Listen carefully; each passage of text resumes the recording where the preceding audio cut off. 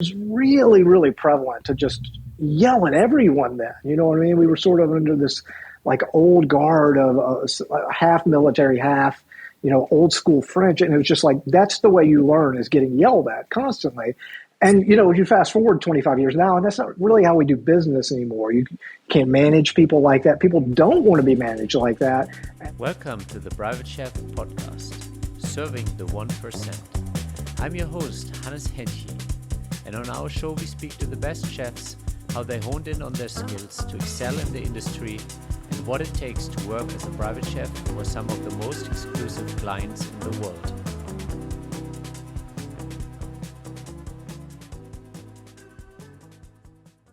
So welcome back to the Private Chef podcast. Today we have Ryan Luttrell, or however you want to say his last name. He's French, but in the US sometimes our names get butchered, so my name keeps getting butchered, and it's an interesting story. We just had a little chat before we went live. So welcome to the show, Ryan. Oh, thank you. Thank you so much for having me. So after we talked about, I still butchered your name, but...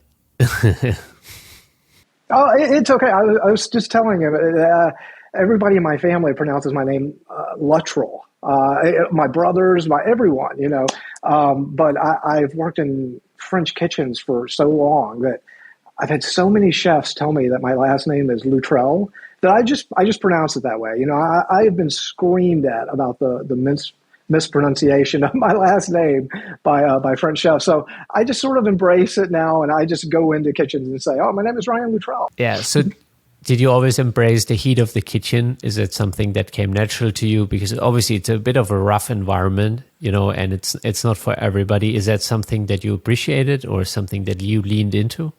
I mean, I did and I didn't. You know what I mean? I think a kitchen pushes you and sort of pulls you in different directions at the same time. And so I've never liked getting yelled at, you know what I mean? Which is very common. And I think nobody does. I started in the industry 25 years ago, and it was really, really prevalent to just yell at everyone then. You know what I mean? We were sort of under this like old guard of half military, half old school French. And it was just like, that's the way you learn, is getting yelled at constantly. And, if you fast forward 25 years now, and that's not really how we do business anymore. You can't manage people like that. People don't want to be managed like that. And I sure don't like it. And so, I don't know, I always embraced it. I knew it was like part of the industry I was going at, that I was going to get yelled at or whatever. I was going to take the heat of the kitchen. But I also had like a creativity and passion that just sort of like drove me past that. Like, I know I'm going to have to deal with this part of it to get to where I eventually want to be, which, is just being a chef, and me being in charge of the kitchen and determining how to treat people and how to treat recipes and everything else. Yeah. I think that how to learn how to treat people is so crucial. And I mean, you and me, we kind of still got maybe me more the back end of the old guard. I was very much in the same environment. And I think it's good that the industry changed on that tone.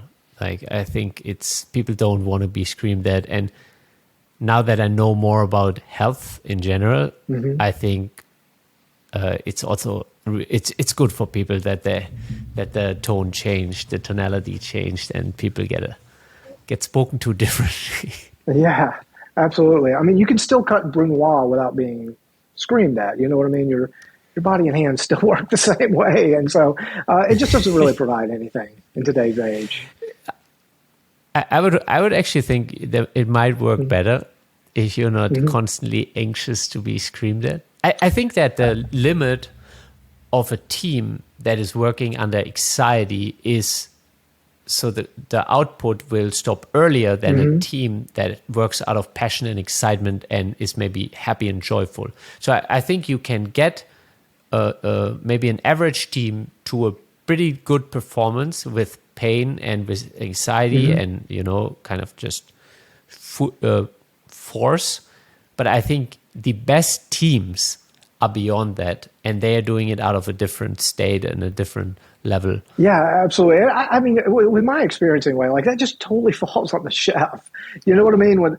When the chef is confident in their own abilities and their menu and just everything, it just comes across and it allows that sort of room for creativity underneath it. But I don't know, I've worked for so many insecure chefs that see creativity as an infringement upon their space in the kitchen or the restaurant, and they're threatened by that, and so then they put pressure on that too, and it brings in anxiety within the team. But I 100% agree that, like, I mean, I grew up playing a lot of sports, and like a team mentality is just where it works. You know what I mean? Each part of the chain doing a little piece to make the big chain strengthen. I just think it just works for everybody. You know what I mean? So I don't know. I would just, to anyone like coming out of culinary school or anything, like, it's a really hard thing to figure out, like, which chef to go work for. I mean, I had this laundry list of people that, Charlie Trotter and Thomas Keller, whoever I have to work for. But then I've just done things with those different chefs at, events or things, and like my personality didn't mix or something. And it's really hard to find like a match for your skill set and creativity that can flourish under a chef that is also going to push you and improve all of that at the same time. So it's really just a relationship that you're trying to figure out as soon as you are getting into this industry. You know what I mean? Yeah.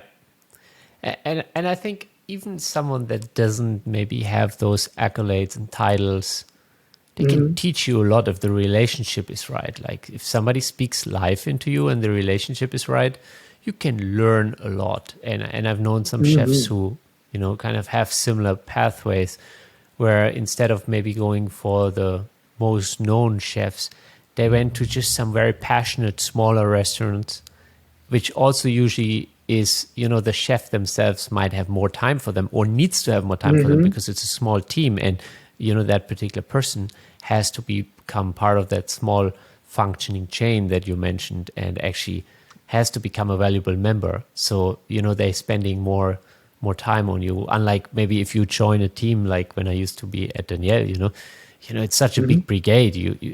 If you're just getting started, you get maybe a minute or two a day of the actual chef. Like. No, it's unreal. I mean, my wife and I, we ate at the French Laundry maybe like a year ago, and we were walking through the kitchen afterwards. And I mean, my gosh, it looked like it was 50 people in the kitchen. You know what I mean?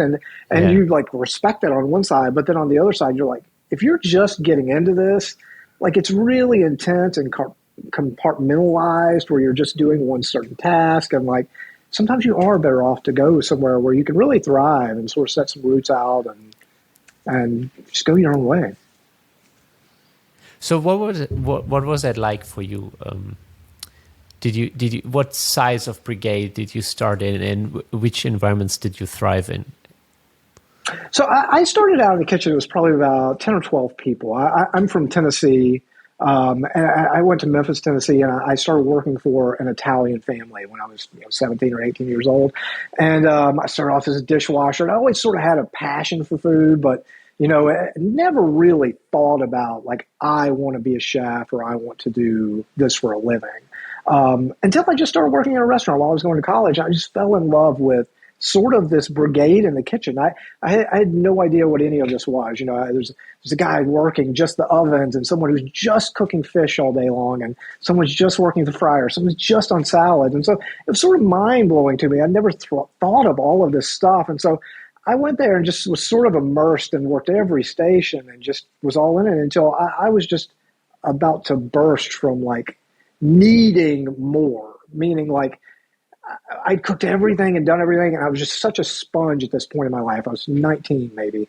And so that's when I started really trying to go to culinary schools. I chose the Culinary Institute of America in Hyde Park, New York, and I went there and just immersed myself in the education and was surrounded by students from 200 different countries. And here I was coming from a very small town of 400 people in like rural Tennessee. And all of this was just like sort of mind blowing in terms of figuring out how the kitchen and the restaurant and hospitality industry works. And man, I'm going to be part of this. And so that sort of whirlwind over maybe 3 years, from starting at the Ronnie Grisani's with these brothers from Tuscany that just taught me about how to make sauces and Tuscan food from scratch, to going to the CIA and just sort of having my mind blown by what's out there. You know what I mean? Because here I'd gone to this kitchen where I worked with 10 or 12 guys in the kitchen. And I'm just like, this is how it works all over. And then I went to the CIA, and just in my class, I had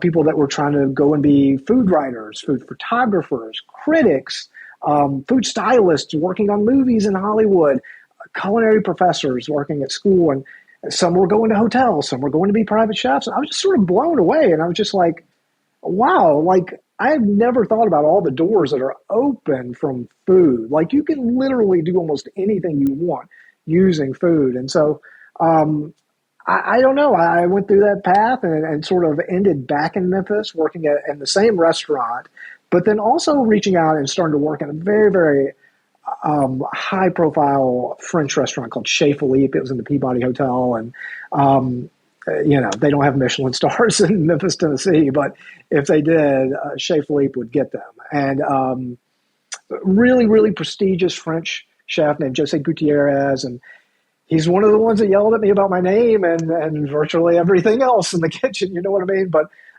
he also it was a really good training for me. I mean, I can look back on it now, and I had this training from the CIA, which is almost like military based. It's right across the Hudson River from West Point. And they sort of mirror a lot of the same philosophies, and you have to shave every day. If you don't shave, you get sent home, and they look at your fingernails. But that's kind of the same in the kitchen. Oh, totally. The first totally couple standard. chefs I worked for. Yeah. You just have to be well-groomed. Absolutely. Or, you but I didn't know that. You know what I mean? Like I was used to going to high school. You know what I mean? And I knew about food, but then all of a sudden it's like, oh, if you don't shave, you have to go home for the day. And if you go home, you get a C. And if you get sent home twice, you just fail out. You know what I mean? Like it's just, you're done here. And so I was like, this is a very serious thing. And so I went from sort of that where I feel like I kind of got my act cleaned up, if you will. You know what I mean? My fingernails are clean. My knives are really sharp. Everything. My apron's pressed. My chef jacket is just looking pristine. And I go to work for this French chef who learned under Paul Bocuse, and he is just laying the iron to me. You know what I mean? Of this may be what you think food is and what you think an ironed apron should look like, but it's not. This is what you need to do. And so just, sort of mind-blowing in the same way. And so continued working for him for a couple of years and just really, really intense work, while also working at the same restaurant that I'd worked at before with the brothers from Tuscany. I was so eager when I got out of culinary school. I mean, I was just working 80, 100 hours a week, just trying to learn everything I could and do everything I could, you know what I mean? And just be in it as much as I possibly could. I mean, that's, I also, now I'm stuttering. I always felt that, having that level of workload also, it's just the learning is in the doing, I mean, CIA can only do so much for you, but then I'm pretty sure that once you get that framework downloaded and you fill it with action, and then, I mean, you have the fortune of working with Italian and actually French chefs who kind of fill you in on how these things are done at home where they are from. And I think that's just so amazing to put it all together. It really is. I mean, it's like I said, it's sort of mind blowing that you can sort of mix it all together and you can figure out that you can do the same skill set. I mean, we were going into the Corsani brothers and we were just making all fresh pasta all day long. You know what I mean? Every ravioli, every scrap of pasta that was made was just fresh. And I just bought it from store my whole life. You know what I mean? So and they're just explaining how it's done in Tuscany and how you make the sauces and which pastas grab the sauces and just all fits in the right way. You know what I mean? It's just, again, I feel like I wanted to go work for big high profile chefs. And it didn't work out that way, but it worked out in my story better. I got more attention. I got more time at relatively the same sort of level of chef. Yeah, I think there's definitely something to that. If I look at, how much time did I personally spend with Daniel Boulou? Obviously that was rather limited. And then I did get a lot of time with Chef Eddie and Chef JFK at Daniel. So I had that proximity to them. But obviously, how much time do you actually spend with Thomas Keller? Like it's not happening. And that's kind of always been, I worked continuously for prestigious restaurant, from the first restaurant to second, third, and the exposure to the actual padron was always limited. Obviously, you have a certain level of integrity and quality, and you have the chain of command, and the chef and the sous chefs, they have that level. But I always, with one eye, saw other people in the industry that worked in small teams, that have a similar level of passion, but a smaller team. And I found that their learning curve is definitely as steep as mine, if not steeper, because they had to do more stuff. They weren't the guy who just cut the brunoise, and the chives, or only dip the fryer, on those kind of things. They were actually involved in a small team where they had to learn more things. So they maybe became more well-rounded. Absolutely. And I don't know, everybody's journey is their own as well. You know what I mean? You figure out all of these different things from different chefs along the way. And like you said, I mean, even, you get that moment with Daniel Boulud, and it's like, what do you even say? You know what I mean? You get like a 45-second window with them, and it's like, do I ask him about? I don't say anything. You know what I mean? But I tell you just what I have learned after being so long in the industry, and just being a chef now myself. The chef knows what's happening on the lowest level. So, like, you may not be getting that FaceTime with the chef, but he absolutely knows, like, who's cutting the brunoise the right way, and who's doing timing, who's coming in at the right time, whose knives are sharp, whose fingernails are clean. I mean, the chef knows. I'll give you an example. Daniel Boulud called up the guy that made the stuff food. He was like, "You cannot serve this to the team. They deserve better." He had an eye on the details. Like, it doesn't stop with the brunoise that go to the guests. If he would walk past staff meal and it didn't look like food that his team should eat, he would totally call people out on it. Oh, completely the same. Where I worked at Chef Luttrell, I mean, just completely the same. Sorry, my lights went out for some reason. I don't know why that. Does that work? Yes. Sorry. Yeah. I have no idea what happened. Okay, we're back. Yeah, so sorry. Where were we? No worries.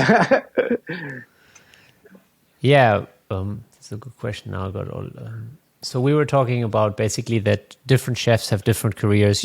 Whether you're a small team or this kind of. Oh, and then we were talking about the details. That Daniel Boulud was basically pointing out I was telling you a very just similar situation. I worked for Jose Gutierrez and Chef Philippe at Peabody Hotel, and we would do the room service out of the same kitchen, right? And so it was like, a very, very fine dining kitchen, which also we were just making hamburgers and French fries out of. But very, very intense detail to room service food that you just wouldn't get almost anywhere else. You know what I mean? So it was a really unique situation.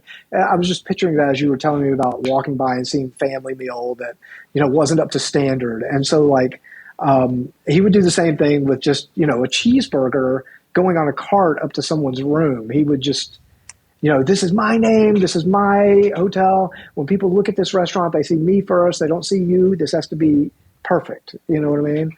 All in a French accent, mostly in French. Just intense attention to detail, which really you learn is great, because you need to have that, when you're on this side of it, being the chef. You need to know that your people under you are following the same attention to detail and exactly what you would be doing in that situation. Yeah. So how was it for you to, come out of all of those restaurant experiences and transition into the private chef world? What did look that journey like for you? Because you did mention that at the CIA, you kind of saw that some of them would go out on the path. But I bet that in Memphis, you didn't have so much exposure to being a private chef and probably didn't really know what that world looks like. I didn't at all, and even I've been doing it for 7 years now, and I'm still trying to somewhat figure out the world. There's no written book on how to be a private chef, or really even how to get into it. And so I definitely sort of backdoored my way in after working in restaurants for say 10 years in Memphis. I had a son, and it was really sort of interfering with my restaurant life. Was I wasn't being able to see him anymore. And so I was looking for a transition more into like a daytime job. So I started working at culinary schools, and I worked at one in Memphis. And then somewhere along the way, I ended up moving to LA, and I just sort of continued working in culinary schools out here as well. And it really like sort of just opened up my world into a whole lots of different cuisines I've never even tried and all of that. But at one of the schools I was working at out here in Los Angeles, I developed a relationship with, I guess he was a gentleman who's also a private chef, but he was a recruiter as well. And so he'd started a service where he was looking to like place students in like one-off events. So if like someone had a big party and they needed like 5 cooks, he would find those 5 cooks, and then he would bring them, and he'd take a small fee or whatever. And so it was sort of a natural relationship for us to get into, because I had a lot of students. I'd sort of elevated. I was the director of this culinary school now, and he would come to me and just say, like, I've got a really big event with Wolfgang Puck. Like, can you give me like 7 of your top people that we can send into and do this, and we would sort of handpick, and it became a thing in the school where it was, a really prestigious thing sometimes. And whatnot. We just sort of really developed a relationship of doing this over a couple of years. And then when I sort of got the yearning to go back and cook, my son got older. I've been in culinary schools for 4 or 5 years, and I just, it's in your blood. You want to cook. And so I wanted to jump back in, but at this point, I felt like I was a little too old for restaurants, if you will. I wasn't into that going in at 10, working till 2 a.m., 6, 7 days a week. I just couldn't do it. So I was like, I have to find a different avenue. So I reached out to this guy who had been helping me, place the students. And I said, we've been finding students gigs all the time. Like, what can you find for me? How about you know a teacher gig? Yeah, what about me? Like, what do you have for somebody that's got my kind of experience out in the world? You know what I mean? And so he was like, let me just throw you out to some caterers and see what happens. And so he had a couple of caterers, really high profile people doing just stuff in Malibu and the Hollywood Hills. It's all celebrities or, wealthy people. And so I sort of jumped into this catering world all of a sudden that I hadn't really been in, but I had skills for it, and I'm really adaptable in the kitchen, and I can really just do a lot of things, you know what I mean? And so I was like, maybe I like it. And so I started jumping in, and all of a sudden I was just at celebrities' houses all of a sudden, people I'd watched on TVs and people I'd grown up with, and you just name it, you know what I mean? You hear a song on the radio, and all of a sudden you're cooking at someone's house, and they're there. And it's just sort of opened up my world of like, wow, you can cook in people's houses like this, you know what I mean? Like something I never really thought about again. I'd run into private chefs, but it's like, how do you do that? How do you get into it? So one of my close friends I was working with on all these caterings, he was the private chef for a really, really wealthy billionaire family. And he'd been there for 5 or 6 years. And we grew a friendship very closely, you know what I mean? And so when he would get gigs, he would say like an event they would do, for example. He had his normal work, but then in private chef world, you're just constantly having events, and it turns out of nowhere. A regular dinner can turn into 14 people, just out of nowhere, and then sometimes there's 60, 80 people. And so when they would have big events, he would call me up. I need some assistance. I would come in. I got to know the family really well. We would start traveling to Vegas with them. We would travel all over, do their big events, go into different parts of the family, and multiple houses out here just in the Hollywood Hills. And so I just sort of became the secondary guy. And then when he would be sick around town, I would just become the first guy. And then after about 1.5 years of doing that, he stepped away and got another job. And then I was just the natural fit. And so then all of a sudden I'm a private chef, and it's like I don't really know how I did this. You know what I mean? Like now I'm working for this family. And I did that for a couple of years. And then I picked up another client on the side just through a referral. At least out here in the Hollywood Hills and whatnot, it seems to be all referral based. You know what I mean? Like you're only as good as what someone will tell what you've done, And so Yeah. I just started getting referrals. And so I picked up another client that I was doing 2 days a week while I was also had my other one for 5 days a week. And then it's, it's sort of a nice flow. Like someone will go out of town for a couple of months and you don't have to go. And so then you're working with the other one more. And it's just sort of a natural flow. And so I did that for 2 or 3 years. And then after that, I left and worked for a family for a while that had small children doing the same thing, just sort of taking over their kitchen, if you will. I'm responsible for everything in their kitchen, from shopping and menu planning to events to everything. Like there's no question when it comes to the kitchen. You know what I mean? You have it, whatever it is. And so that's sort of what I've been doing for 5 years. And now I've been all along the way, I stepped back and forth into catering and private chef gigs of my own. Because just like how the referral thing works, I was telling you about, I mean, you will work at catering and will sometimes get a referral to do a private chef gig that maybe for 2 weeks, maybe for a week, maybe a weekend, you know what I mean? And so you just get referrals off of all of this and you sort of try to fit it in. And so that's sort of my story of how I got to be a private chef. I feel like I definitely backdoored my way in because I did not go through an agency the first time. I've since learned that to get the ideal private chef jobs that you do need an agent. You know what I mean? You have to find someone that really represents you and knows what kind of food you want, knows what the family wants. It depends. So yeah, given that I did absolutely. speak to a couple agencies, the agency actually kind of commit that the first gigs are usually backdoor. Yeah. The first gigs are usually not with the agencies because the agencies don't have the capacity and time to kind of groom you into and coach you into what it means to step into a private household. So they actually, and there's a big risk for the agencies in the sense that someone who comes out of let's say a 3 Michelin star restaurant, they might not like it. Yeah. They might want it because they want the paycheck, but they might not like it. So the risk for them to kind of send somebody to a family home who has never done it is a lot higher, which is why they're like, once you groomed yourself a little bit and you got your first couple years on side gigs and you're getting used to working in the houses, then the agencies are the right place because they can find candidates that are really well positioned to work in a private home but have that very exclusive experience. And then the agencies love to work with someone, but they do generally.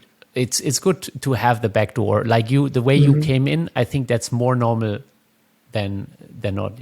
Yeah, and I also hear a lot of people just from culinary schools will go work at ski resorts or resorts or cruise ships. That just have wealthy clientele. Yeah. You can sort of figure out ways in. And so much of it is just the grooming to me. I mean, it has taken me years to sort of fine tune myself in a wealthy household. And so what that means is just, and honestly, it's the biggest part because as you say, I mean, there's so many guys that come from 3 Michelin star restaurants that just don't really know how to work with a family or people in a way that they want. And because you're in somebody's household, you know what I mean? This is not someone coming to dinner. This is not someone, out with business or something. Their expectations are different and they want a sense of calmness also in their house all the time. So it's taken me a while just to sort of figure out that way in of knowing when to talk and when not to. I mean, there's sometimes you're rolling out, fresh handmade pasta and everybody's coming into the kitchen and they want to know about it and they want to know everything from where the mushrooms came that you're making the filling for to where did the flour and where did you learn how to do this? And there's talking. And then there's other times where you just have to absolutely keep your mouth shut and you cannot say a word, you know what I mean? And so it takes a while to sort of know when that is to when you can be bubbly and when you have to just be absolutely quiet. And there's just so many other things of just sort of anticipating needs, if you will. You know what I mean? I mean, you spend so much time just trying to figure out what people like and dislike and having that sort of ready for them at the time they need it without them having to ask and all of these things. And so it's a real fine sort of dance with working in a private home of working with the people, figuring out what they want and figuring out what they need of you. And for me, it's different almost every day. And that is really like what draws me to it. You know what I mean? I do different things all the time. And sometimes I'm doing things I haven't done in 20 years. And sometimes I'm doing things I've never done.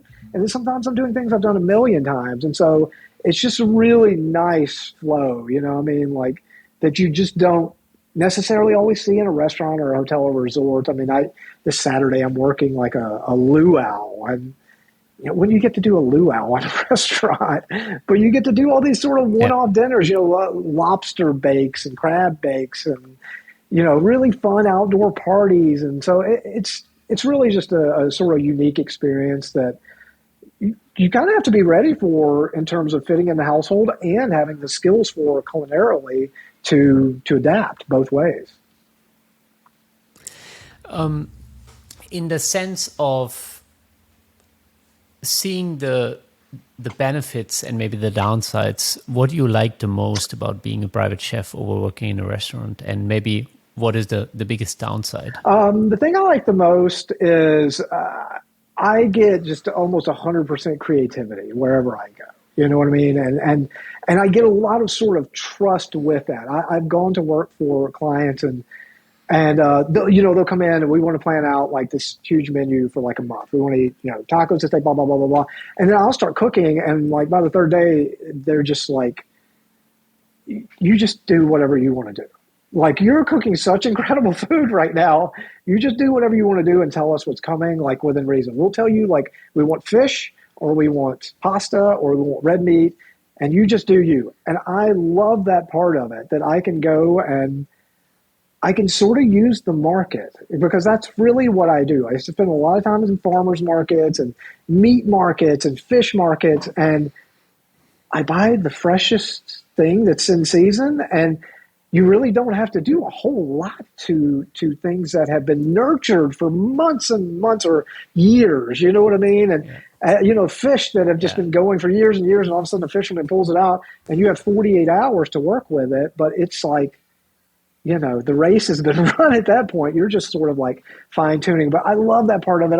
I love shopping. You know what I mean? I just love it. I love buying truffles and just really expensive mushrooms and just really outlandish things that I just don't get to buy on like a normal basis or even in a restaurant. Do you ever go foraging?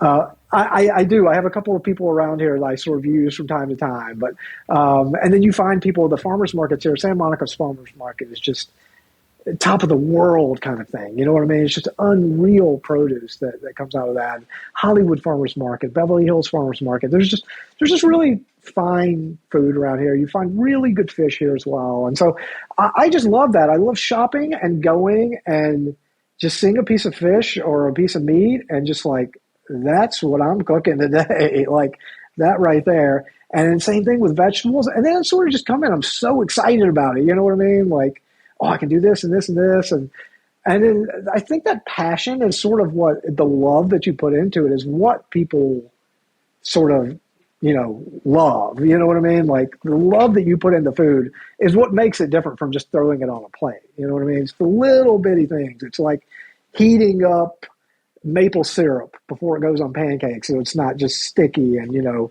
whipping the butter so it can smooth on. So it's like very, very little things that you can do that sort of change everything about it. You know what I mean? So that's what I like the most. And I tell you, the other thing that I really like is every time I cook, it just seems like it's the best food in the world. And I know it's not, but you know what I mean? The feedback that you get when you're cooking for very small groups and you're just dropping them off a really expensive steak that you've spent all day cooking, and they're just like, this is the best steak I've ever had in my life. You know what I mean? Like, and you don't necessarily get that when like you're a restaurant and somebody be like, this was kind of expensive. It was a little bit off. You know what I mean? Like you just get different sort of feedback than you do from being a private chef, where most of my feedback from private chef is just sort of glowing. And I think it just comes out of sort of that relationship and seeing the passion that goes into it. They see the ingredients I buy every day. They're excited about the food I'm cooking. They're excited about the way I talk about it and the way I cook it. And then they're just so ready for it by the time they get it. So that's what I like the most. And The thing I like the least is probably just probably number one, the travel. You know what I mean? Like if you ever end up with a client where you have to travel extensively, I have small children now, and I just don't like being away that much. There's a general adaptability on just an everyday basis that you have to be ready for. Some days may go smooth, and it may go smooth for weeks, but then like you just Yeah. never know the day that someone pops in and it just turns into an event or a cocktail party, or you just really never know what's going to happen. And so you sort of have to be ready for things at all times. And so I don't mind that part of it, but it's just the actual part of when it changes is what I dislike. You know, when I've cooked for 6 people, totally ready, and then they're like, hey, we invited 6 more people. And I'm like, okay, well, I've been cooking that for 16 hours. You know what I mean? Like, I can't just make like, okay, great. So we've got 12 now. You know what I mean? Like, but then in your head, you're kind of like So exploding. everybody gets half a ravioli Yeah, of the homemade raviolis that you can't just make on the Yeah, well, it fly. just becomes like super Michelin style. You know what I mean? You're splitting them, you're doing them off, and it's like little pieces here and there. And so, I don't know. Just as a chef, you just have to figure out that stuff, and you just don't let them see you sweat. You know what I mean? Because if they see you sweat, they're like, "Oh man, that's the food's going to be good." But like when they see you over there just working and working, and they don't know that it's a tornado going on in your head, but you know, you figure it out every time. But there's also sometimes where it is a tornado, and it's because maybe the workload is at such a level that one person might not be handled. And one of the examples that comes to my mind is, one time I think it was like 4th of July weekend, and in the morning we had a big breakfast, which prevented me to go shopping like usually in the morning. And then we had a big barbecue coming up at night, and I was supposed to kind of do the shopping. And the thing is, why I didn't shop the day before is because they didn't decide on the menu till the morning. Yeah. You know how things I know. are. And but then the principal decided to go on the yacht, and I was like, okay, I have to do lunch for half the family at the residence before we leave, package food for the yacht, have platters for the yacht, and then I'm coming back and I have the big barbecue, and I'm pretty much by myself, and nobody can go shopping in the meantime. I'm like, sure, no problem. Yeah, no problem. And those are those moments where you're like, can anybody please have a second of common sense and see what you're just asking of me? I know. All the time. Can you just Instacart it? I can't. No. You know what I mean? Can anybody else go to the store for you? Well, I mean, they could, but but not really. no. Like, I'm kind of making decisions while I'm at the store. You know what I mean? And so, yeah, I mean, it's also which piece of fish, which steak. It's like if you want to have that experience, you can't just Instacart an average steak and an average fish. And can you do it? Yeah. Is it going to be the same experience? No. Well, and the other side of it is too is just sort of the things I don't like is also I talked about just getting the praise being one of my favorite things, but on the flip side of that, it's just so much pressure from being perfect every time. I mean, you really do have to be perfect. Like it's almost no excuse for you to not have something, to not be ready on time, to not have the serving platters. It's just absolutely unacceptable. And so you're always just as good as your last gig. You know what I mean? I'm cooking dinner, and I'm like, I'm only as good as lunch. You know what I mean? Like I made it through lunch and did something spectacular. They're still happy, but God, I got to be perfect again for dinner. And you just have to remain perfect constantly. And so it's pressure. You know what I mean? Yeah, I think that's very true. And I think one of the ways I like to put it, I think the workload shifted from a lot of physical and like to mental. I think working in a private home is more of a mental game, and dealing with the on demand is very different.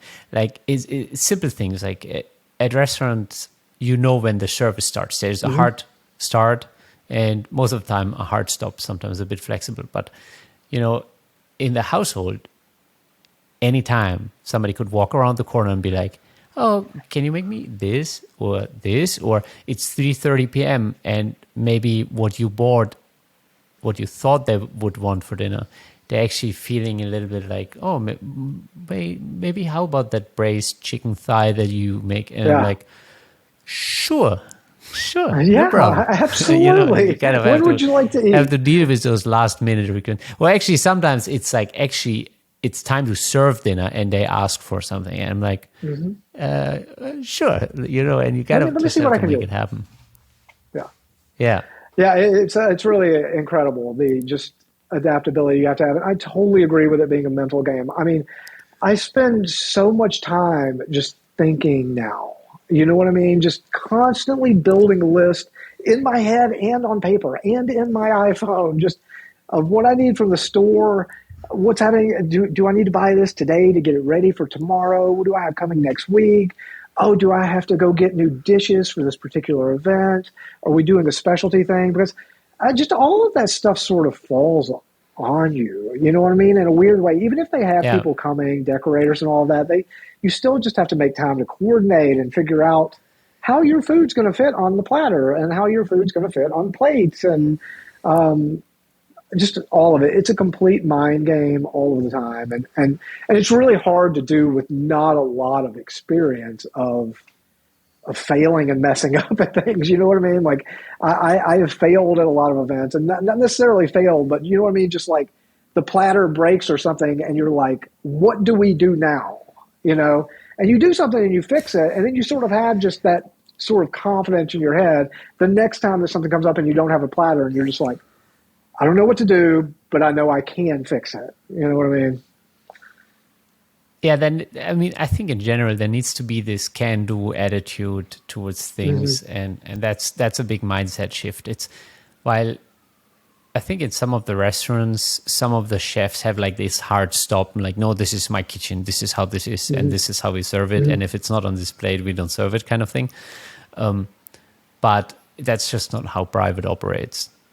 No. Like There's great humility required for moving into like the private world. I mean, you definitely have to be humble about a lot of things that you necessarily could not get over in a restaurant like that. I mean, there's so many times in a restaurant where a waiter or waitress comes back and they want it done this way. Absolutely not. That's not the way we do it. I'm not cooking a well done steak. And you cannot do that in a private home. And sometimes it's weird off ones that like, a kid, a 6-year-old kid coming up and you can't tell the kid no. You know what I mean? Like you can't really say no to anyone. You can't really do anything. You just sort of have to figure out a way to adapt and work around it. But then I find that's one of the most tricky parts. Is like dealing with the kids so they don't turn into tyrants. Yeah, they don't turn you in, and they don't. You know what I mean? It's such a difficult part of them, and then you also just have to figure out how to get them on your side. What treats do they like, and when can you give them to them? But kids generally also like love being in the kitchen. If their parents can get over like that fear of their kids burning themselves or cutting their hands off, kids love being in the kitchen. They're so inquisitive about what they're putting in their bodies and just food and everything in general. And I have 3 young ones now. I have a 4-year-old, a 2-year-old, and a 2-month-old. And my 4-year-old and 2-year-old, like I can't keep them out of the kitchen. You know what I mean? And then I have a 22-year-old as well that he works in restaurants now. And so like I can't keep any of my kids out of the kitchen. And so I think it's next generation of chefs. Whatever they want to do, or you know what I mean? Like you can only advise them against it for so long.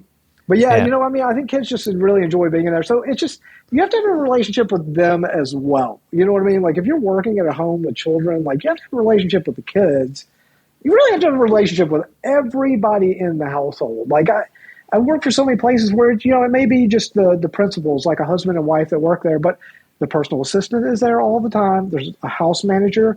There is a full-time gardener. There may be 3 or 4 full-time housekeepers. There's definitely full-time security on staff. And so, like, there's 10 or 12 people that you end up feeding through the course of the day that you're not really thinking about when you take to the job. And they become a very, very Yeah. important part of like your everyday life. I mean, because you need those people to be happy too. You're all sort of like working in this big chain or this one thing, and you don't want the housekeepers mad at you. You know what I mean? Like it's weird. You want like this symbiotic relationship with everybody. So I always work just really hard. I mean, like just on a human level in general, just trying to be nice to people and like, and if someone's on a diet, then like I'm really sensitive to that. I'm not gonna like cook you like you know what I mean, like what I'm cooking everybody else for staff meal, No, and I'm really you sensitive have to on eat like this. people having to eat at different times. Like security can't always eat at the same time as like the housekeepers and stuff. So I'll cook theirs at a different time to make sure it's hot and fresh. And you know what I mean? Like it's just a really important thing to do to sort of just be kind to everybody you work Yeah. with, and then it goes on to the kids, and then it leads up to the principals, and it's sort of the same thing. Like what I was talking about earlier, like like if you're working at a big restaurant and you're working for Thomas Keller or whatever, and you may not get but 30 seconds with Thomas Keller in a year, but I guarantee you he Yeah. knows what's going on. He has people going up the chain that tell him exactly what time you're there, what you're doing, what your work ethic is, who's next up for promotion. And it's really the same thing in a household. I mean, from the kids to the housekeepers to the house managers, like there's so many different people that have the principal's ears and eyes and stomachs, you know what I mean? And you have to sort of use those and embrace those. It's a weird job security in a way, and Yeah. it's just, like I said, it's just really getting along with like human beings too, and just we're all here trying to serve the same thing and get paid, and let's all just do this together. Yeah. I like it. Well, Chef Ryan, I want to be respectful of your time. This has been amazing, and you shared some deep insights, especially I think what you just shared with us, about the relationship aspect of, making sure that the team works well oiled. And yeah, thank you so much for taking the time to sharing with us, the audience, and your entire career. And I mean, you're truly passionate. One can hear it. You love this. You love cooking. It's like it comes through when you speak about it. Thank you. Thank you so much for having me. It's been a blast, and I'll talk to you soon.